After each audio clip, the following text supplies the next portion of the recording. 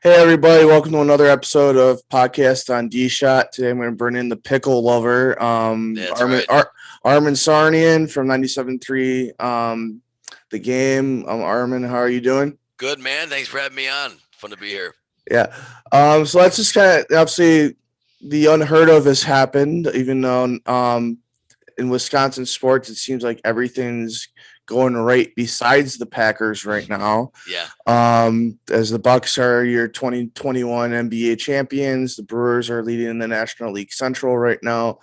All we need is Aaron Rodgers and Devontae Adams to get their acts together, or whatever's going to happen. We don't know. But obviously, you were at the NBA Finals, Game 6. What was Yep. that? What was that atmosphere like? Well, it was like nothing I've ever experienced. I mean, I've been to a lot of sporting events. I love sports. I've been to a lot of great games before, but obviously the chance to win a championship was on everyone's mind, and that's a game I've never, that's stakes I've never experienced being live at a sporting event, and it made every moment so intense in that game, and you could just feel it, man. It was palpable. You could feel the energy. You could feel the intensity of the moment. You could feel the crowd react to stuff you wouldn't normally react to in an NBA game. So that's what made it great. Um, and for a guy like me that's been a Bucks fan my whole life, grew up in this city, cheering for a lot of bad Bucks teams, but always kind of being loyal to them, never losing faith, but with the idea in the back of your mind that you don't really know, if that championship dream would ever actually come true, but I always thought to myself, well, as long as they keep playing, as long as the team exists and the sport exists, that one day they have to win. I just hope it's in my lifetime. And it's weird though when it actually happens, you kind of almost just, it's surreal that this sort of impossible moment that seemed impossible actually came true. So what else can you say? It's just the epitome of all your dreams if you as a sports fan. I agree with the surreal thing because maybe I'm not as similar as you, but I think I don't remember if I was thinking of all those bad teams or the Yeah. Brandon Jennings years or Andrew Bogut or Michael Redd.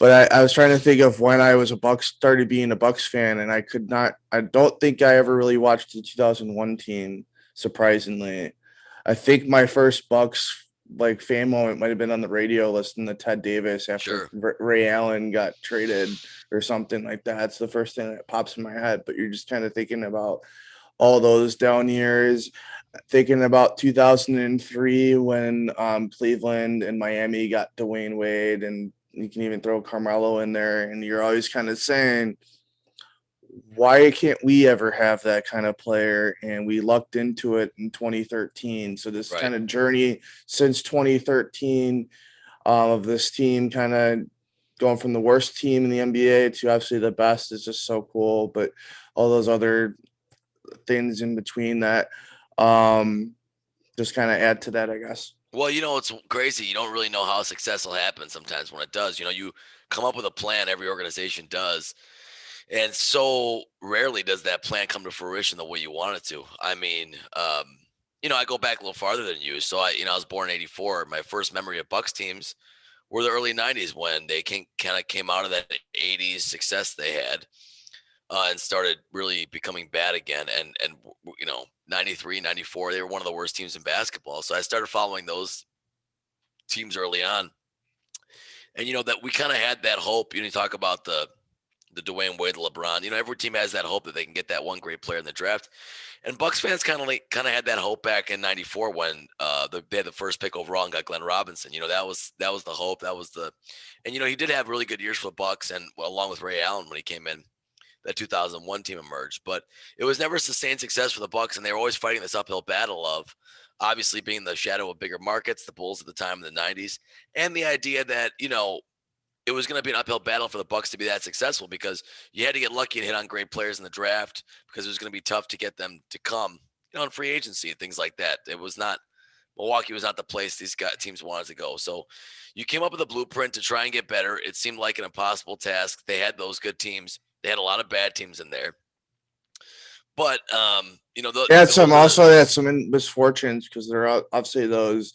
The TJ Ford Sure. injury. Andrew Bogut, yeah, Yeah, when he got hurt. Andrew Bogut's freak injury. I think that team could have gone further than they Right. went that year, because if Bogut would have played, I mean, you're looking at team going maybe second round. Yeah, They would have gotten past Atlanta that year. yeah, you would think so. They were really feeling, we were really feeling good about that year until Bogut got hurt. It seemed to come together with him and a young Jennings, John Salmons, that group.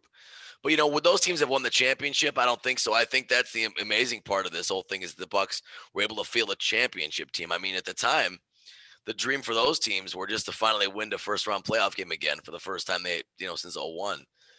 And once they got their monkey off that back, it was like, okay, this team, we have bigger aspirations now with this player, Giannis, who's a two-time MVP, this great player, this nucleus around them. And, the Bucks had to learn the hard way. I mean, they had to go through adversity. 2018, they had the devastating loss in the Eastern Conference Finals. They had their failures in the bubble, and I think they had to go through that to get to where they are now. And, for a championship team, you have to be great, but a lot has to go your way as well. And there's a lot of luck involved. The Bucks had some things go their way, but they were also opportunists. They were ready when those opportunities presented themselves to take advantage of it, and that's what the Bucks did here, and they pulled it off. It's fantastic. Okay, I'm gonna go off of what you were kind of just talking about, and I want to kind of get you to I want to ask this question: if you had to describe this Bucks Finals championship in one, or this road to the finals, or whatever you want to call it, in one word, what are you going with? I would say perseverance, man. They never gave up. I mean, this was a team that, except for that first round with the Heat, but even starting there, no one really wanted that matchup, right? We were kind of nervous about that matchup. But every series after that, there was adversity to overcome. Being down 2-0 to Brooklyn, them having a super team. No one really thought the Bucks had any chance to be where they are now at that point. They never gave up. They Even though everyone else was writing their eulogy, they persevered, coming back from 0-2, winning an amazing Game 7 on the road. Atlanta, they start off losing Game 1, turn it around. Then Giannis goes down, and they have to win without him for a couple games. The luck aspect of, the good news on Giannis, it wasn't a serious injury, but they still did win Games 5 and 6 without him. And then, of course, in the finals, being down 2-0 to the Suns, the bleaker and bleaker it looked as this playoffs went on, the tougher the Bucks got, and the more they refused to give up, and they never gave up. And this team persevered throughout all that stuff. So that's the word I would say: perseverance. Okay, I go along the lines of, I think, of maybe a little bit similar to you, and I say resiliency. Yeah, because you kind of along the same lines of you, but I'd say kind of that um, getting knocked down, get up again, kind of whatever that song is. I don't. yeah. Chumbawamba. You're thinking of "Tub Thumping" by Chumbawamba, one of the great one-hit wonders of the Yeah. '90s. Fantastic song. So yeah. So like you talk about the games, the overcoming, being up 17 against Brooklyn Sure. in game 5, right? 5. Yeah. Okay. And I think my feeling that night was, from a Wisconsin sports fan, was, why can't we have good things?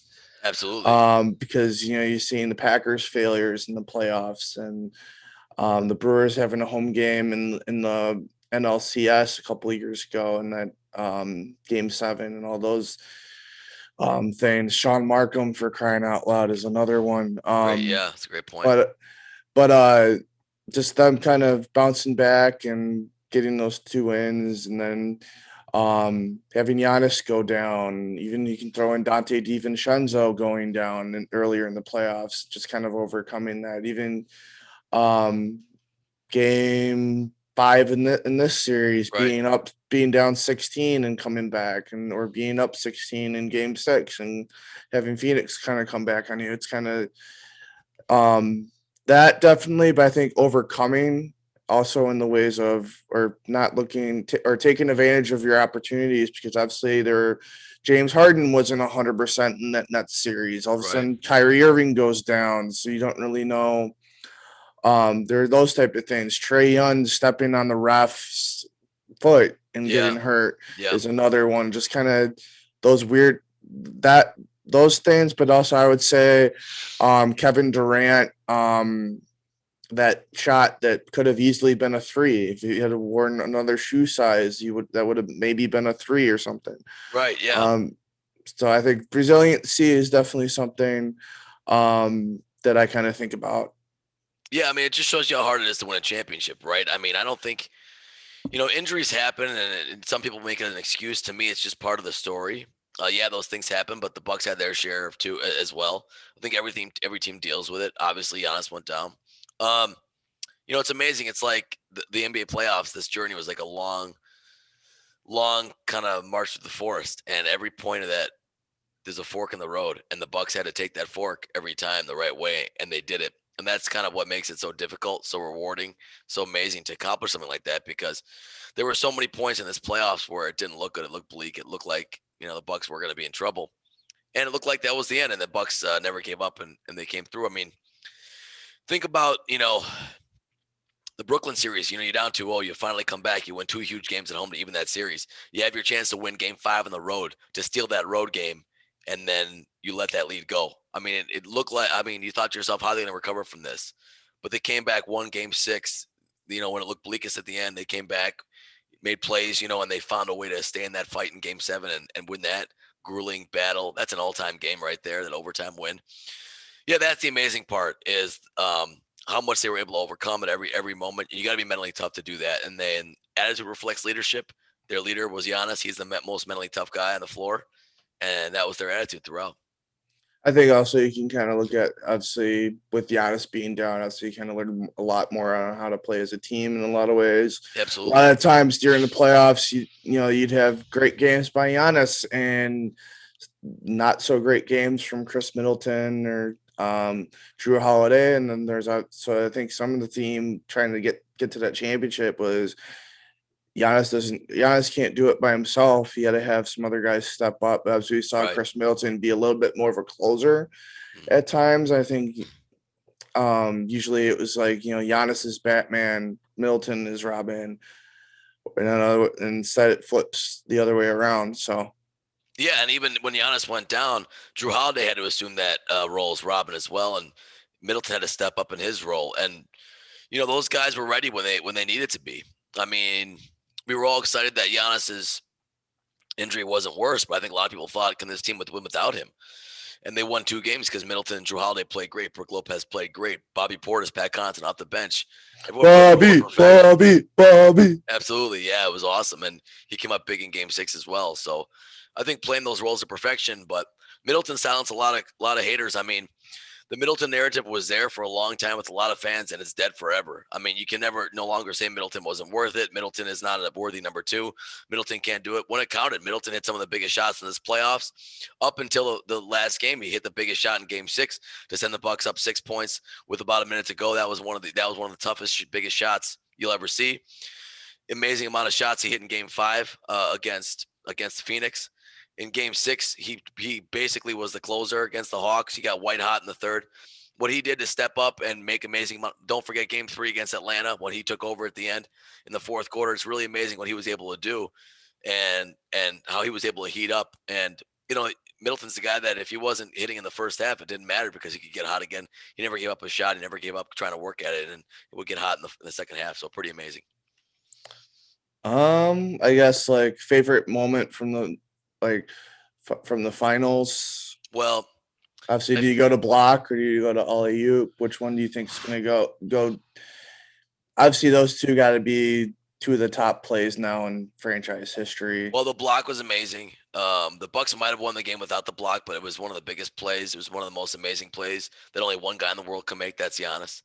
The amazing thing about this run is we've had a lot of those moments. The steal by Drew and the dunk, the alley oop. That was a game the Bucks absolutely had to win. They had to steal one on the road. That was their chance to do it, and they did it. They didn't want to let that one get away. That was a championship type play, especially Drew Holiday going for that. I mean, you got to have stones to go for that because really you're probably supposed to back it out and get fouled there. But he went for it. It's funny. It's funny listening to have you heard the Charlie Barron's thing? That was a great. That's funny. Dipping in ranch. Yeah, sorry about that. Yeah, no, it's fantastic. But I mean, when you talk about all-time great moments, I mean, Giannis had a game full of great moments in Game 6. He put the franchise on his back. That was one of the, I'm going to call it the best finals performance in NBA history to close out a game. But I think the moment when he realized it was happening, when Giannis realized that his legacy, his prophecy has been fulfilled, that he's going to fulfill his promise to the people of Milwaukee and the state of Wisconsin and the fans of the Bucks, was when Connaughton got fouled there with about 20 seconds left, and the joy just came out of him. Mm. He's jumping around with PJ. That was probably the best moment, because that's the moment you realize that this dream is reality. And this mission's been accomplished. This amazing journey has been completed, and it's something we'll never ever forget. And it's probably the greatest sporting achievement in the history of this city. All due respect to the 71 Bucks, the 77 Marquette Warriors, and the 57 Braves. This was the toughest. This was the most significant. And this was the most amazing. So, without a doubt. Okay. Where do we kind of put like the 50-point performance in terms of just collectively in terms of Wisconsin sports championships? Do you think, I think it's got to be up there. I mean, when you or consider just performances in playoffs in general? Yeah, I mean, when you consider the magnitude of the moment, the fact that the Bucks needed all those points.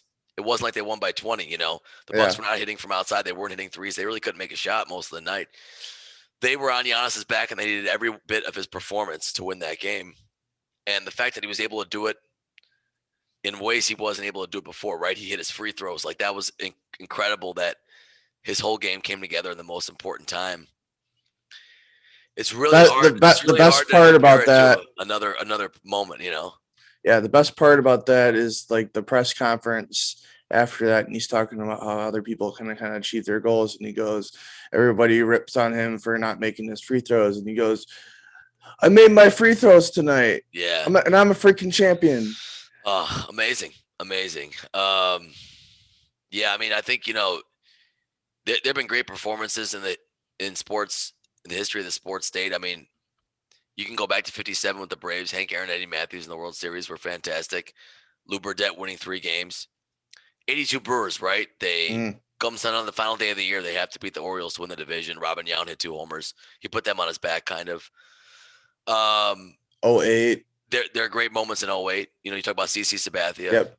But I mean, when you talk about one performance to win a world championship and the magnitude of it and the importance of it and the difficulty of it, I don't think anything compares. I think it's Giannis right there. Okay. Then, I gotta agree with that. I mean, and the Packers also have a lot of moments that speak for themselves.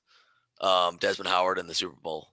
Aaron Rodgers in the 2010 playoffs. BJ Raji. I mean, those were great moments. I mean, obviously not so great Armen, not so great moments. Desmond Howard not getting out of the tunnel and the kick. Yeah, that's funny. That is a good one. The funny thing about what a great trip down memory lane. Yeah. Funny thing about that game, the divisional playoff in '96, was Desmond Howard had one of the all-time playoff games, but almost blew it because he didn't get out of the tunnel because he wanted to change his jersey. That is funny that you brought that. But he made up for it with a touchdown return and almost another one that led to a touchdown. So, yeah, Giannis is – I mean, I'm putting Giannis – I know there's recency bias involved, but I'm putting Giannis at the pinnacle right now. Okay. I agree with that because obviously waiting for this kind of moment. It's nice to kind of have your team win and not have to kind of go through a NBA 2K or NBA Live, right? To fake, it's real, and to fake it, and it's so real. Yeah, I mean, or not have to watch it in the movie. Yeah, your team can't win in real life. No, man, it's real and it's spectacular. Trying to think of where else we could go with this. Well, did you see? Drew and Chris are now with Team USA. Drew almost hit them this morning, but they struggled in the loss to France.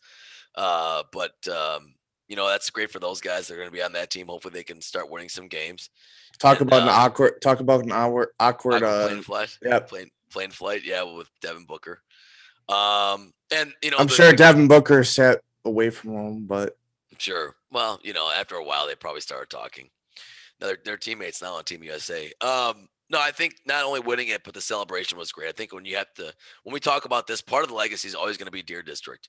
Yeah. The way it came together organically, now you had a lot of things coming together. The fact that it's newness, the weather is great, so everybody was out there. I think it's going to start getting built up more, so I don't know if it's going to be all that open space. I don't think we're ever going to see anything happen, converge quite like this moment did right now in the history of this city. And that's kind of the coolest part about this whole thing, the celebration. The parade, something I've always wanted my whole life, was a championship parade in Milwaukee, and to be there and experience it. Yeah, it was awesome. I would say, obviously, this playoff run for me It was my first time going to the Deer District. Went Yeah, there for game 3 of the net series with a buddy. That was neat. I remember at the end of that game, I was doing fake play-by-play of whatever Drew Holiday's that's so cool. game winner, Yeah, and some guy in between in the video is saying call timeout, and I'm like, I don't think I would call timeout. and then all of a sudden, boom, you know. I mean, that's kind of going off of Cordell Young's game winner for Whitewater. It's like Pat Miller didn't call a timeout in that situation after the So, Duncan Robinson miss. yeah, sometimes it's a good move not to call time. So Yeah. no, I mean it's one of those things that we have to appreciate, we have to enjoy, and we have to soak in because who knows if they'll be back here. We hope they will. We know Giannis is a great player. We know he's tough, but all those things can be true, and it still doesn't mean you make it to the top of the mountain. It's very difficult. So it's not that we don't want to win more, I think, but I think you have to appreciate what happened and appreciate the fact that it really happened and it really came true, and the Bucks really won the world championship because there's a lot of points in that playoff run where it didn't look like it was going to happen, and we know the struggles and the heartbreak we've had as sports fans in this state for so long that we've been conditioned to believe it couldn't happen for us, and it did. And it's just a reminder that it's fun to have dreams because dreams are what make sports worth watching because you can always dream about it happening, and when that dream comes true, it's perfect. It's euphoric. It's nirvana. It's pandemonium. It's utopia. It's everything you dream about. So it's fantastic. Like obviously D District from us seeing that and being there for at least one game, that's a cool atmosphere. It's my first time going Yeah. to Pfizer Forum. Thank you to Thunder because I took advantage of him um, giving tickets away and paid him $600 to go to game Yeah. 5 of Yeah. He sold them the for face value. That was nice of Thunder Hawks. to do I that. think it was the Hawks, whatever it was at the game 5. Yeah, it could Okay. have been the clincher. Yeah. Game 5. And they're just up at the beginning. It's like, okay, I'll just kind of just get this arena in me since it was the first time. That's awesome that you were there. Yeah. I mean, Yeah. I know you've been to the Bradley Center, and I've been there. Most of my childhood adolescent sporting events were at Bradley Center for Bucks and Marquette. And, I had, even though a lot of people didn't like Bradley Center at the end, I had grown a special affinity to that building. But it sure is a change when you go to Pfizer Forum and you realize I'm not paying $5 to a scalper to get in the upper tank of the Bradley Center anymore. Times have changed, and it's amazing to see how far we've come. We ran into David Gruber after that game. Of course you did. Everyone does. Of course, David Gruber's everywhere. Of course you did. That's great. That's part of the experience too, is those faces, seeing everybody that was toiled with this team for so long. The Dr. Daves of the world and Gruber and all those other guys, and we can all experience this together. As Milwaukee is a great place, a great city, but it's one big small town. That's the way I look at it. And Just need to see other celebrities as well, even though it would have been great to see Aaron Rodgers. But yeah. Seeing Chance the Rapper, and he might do a song now. Chance, Dave Chappelle, Gucci Mane, Chris Tucker, they were all there. So it was a lot of fun. Cheryl Crow lent her support. I know she came to one of the games. So pretty awesome.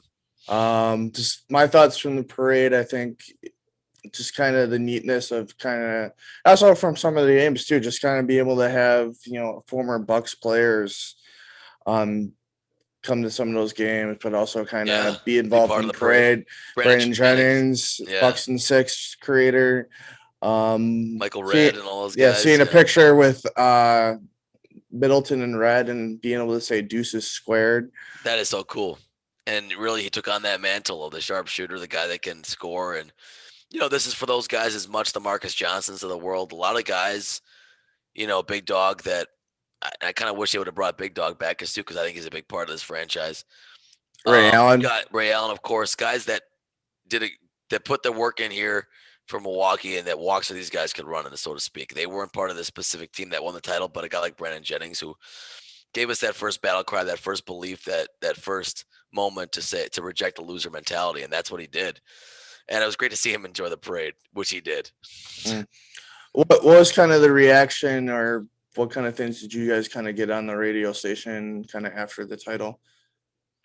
Just the stuff we're talking about right now, obviously, just basking in the glory, hearing from people that have experienced it, and hearing everyone's story, every Bucks fan, I have my story, you have yours, but every Bucks fan, every person in the state that loved this team has their own story of what they experienced, the journey they went through, who they experienced it with, and it was just great to hear all those stories.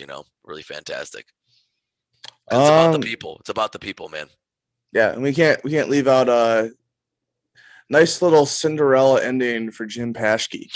Absolutely. Jim Paschke, obviously one of our favorites, a guy that's been part of the sports landscape for so long here in the Buck sports landscape, and it was nice of him to get a title on the way out. And it was nice of Giannis to put the shirt on in the post game to kind of honor his presence. And most of all, too, for me personally, I've grown up listening to Ted Davis on the radio since I was a kid, under my bed with my headphones on. I grew up eventually to work with him, which was a dream come true.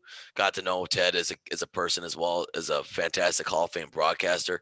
This is a guy too as well that's waited a long time for a team like this, for a moment like this, and kind of gets to cap it off with a championship. Really happy for Ted. Wish he would have been part of the parade. I think we all would have liked to see that.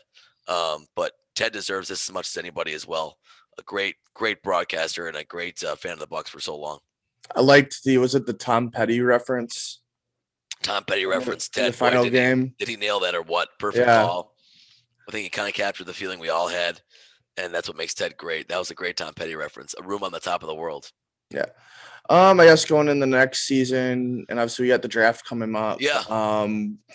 What do you think, if anything, that the Bucks either need to? Who do they need to keep? Who do they need to add? My friend throws out the Bradley Beal type of thing to kind of get some.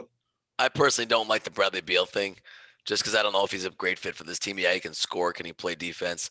I've never been too high on Bradley Beal. I respect his talent, but I don't think it's a guy that the Bucks are going to pay for and that they're willing to give up much for right now.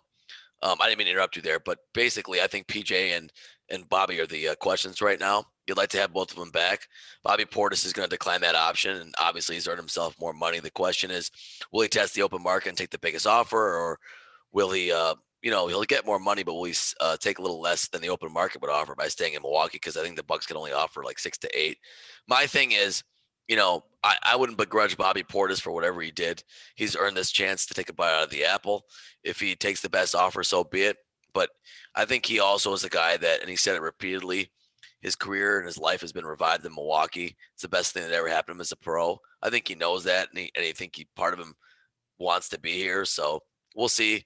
PJ Tucker, can you get him at a lower rate, veterans minimum, something like that, that he could continue to be that role player? He was fantastic for this Bucks team defensively. Great leadership, great toughness. So those are the two biggest questions right now. I like to think they could keep both. I think it'll be difficult, but we'll see. Do you think they could add anything and kind of I think there's outside pieces. of that? Yeah, I think there's pieces you can add. I don't think they're going to be necessarily very big. I think the problem is the Bucks don't have a lot of assets to go after big guys, make big trades right now. You have Dante, who's your young asset, but he's coming off a severe injury. So I think seeing how Dante fits into this team after his recovery, I think you can add glue role players here and there. No two teams are ever the same. So we'll see. There isn't a lot of money the Bucks have to work with or assets. They're going to make a big move. I don't see a big move happening. You just won a championship. You're probably going to try and keep the nucleus. So Yeah. What do you see them kind of going after? It's going to be an interest. It's kind of the nice thing about winning a championship. You get the last pick in the first round of the NBA draft. You're pretty much guaranteed a home opener, probably because usually they open with the champions on TNT, I think. Yeah, I think so. Yeah, I mean, I don't know. I've never experienced the championship team. I think that's how it is. I don't never paid that much attention to it. I'm just excited for that banner raising ceremony, whenever it is. That's somewhere I'm gonna want to be when it happens. So I'm not gonna. Some people say don't celebrate too much. You have more work. I agree with that, but you gotta celebrate and soak in every moment of it you can. So, but we'll see. We'll see what moves they kind of make, and they do have a draft pick, I believe, unless they maybe flip that for something. So they have I don't know, some of the trades they made, the Drew Holiday deal, they've given a lot away picks and stuff like that. So I don't know what their situation is with the picks. If they have a pick, if they have to trade it away, it's part of a trade. I'm not really sure. So. Okay. Do you want to hit up on Brewers quick or not? Well, hey, what a great thing. I mean, the Brewers playing great right now in first place. This would normally be the biggest story this summer. But yeah, the Bucks winning their championship. You have what's all going on, the drama with the Packers, and meanwhile the Brewers are sitting pretty, 7.5 up or 6.5 Yeah, up. since Fantastic. they've been so scorching hot since Willie Adamas. I mean, that's Willie Adamas, and I said it last night. Willie Adamas has been the difference to this team. It's his energy, his infectious attitude, his positivity. It's everything I'm about. And not only that, he's been playing great. I think he's posted like a 3.3 WAR already since he's been here. That guy's had such an impact on this team. What a fantastic trade by Stearns. And this it team is fixed rolling the right now. shortstop. It fixed the Oh, shortstop thing it got because it got Urias playing better at third. I mean, it's really been amazing. So, and the pitching. What else can you say? The Brewers are another great story. So who knows, man? Maybe we can have a 2 parade summer. Wouldn't that be yeah, fantastic? Why not that'd dream? be in Why not? October. That'd be October though. Yeah, well, you're right. A fall. You know what? Let's dream. Why not? I mean, no more Eeyore attitudes. There's no reason to not believe it. There's no reason to not dream. Let's go for it. We're the champions now. We're a city of champions. Mm. Let's go get another title. I guess we can end it on that. That sounds like Okay, a cool, great man. ending. Thanks everybody for listening and watching. Armen, thanks for joining me. Of course, bud. Go enjoy some pickles. I will. I'm gonna have a jar right now. Maybe we'll. Well, the Brewers are on national TV tonight, so we'll have that as Okay. well. Yeah. Still got to get Ted on, so Awesome. if you can, either you and Thunder could help me with that one. I will. I will try and put the word in, man. The best I can do. All right. Cool. So I got to give a shout out quick because Whitewater has an NBA champ and River Falls is an NBA champ with this Bucks championship. Of all things, Jack Hiram played 2 years at Whitewater, kind of 2 years at Whitewater. He was technically a part of the 14 national championship, but then I guess he wasn't really on the roster when they won. And then he went over to River Falls. He's from River Falls. His brother played in the Diamondbacks organization for a little bit.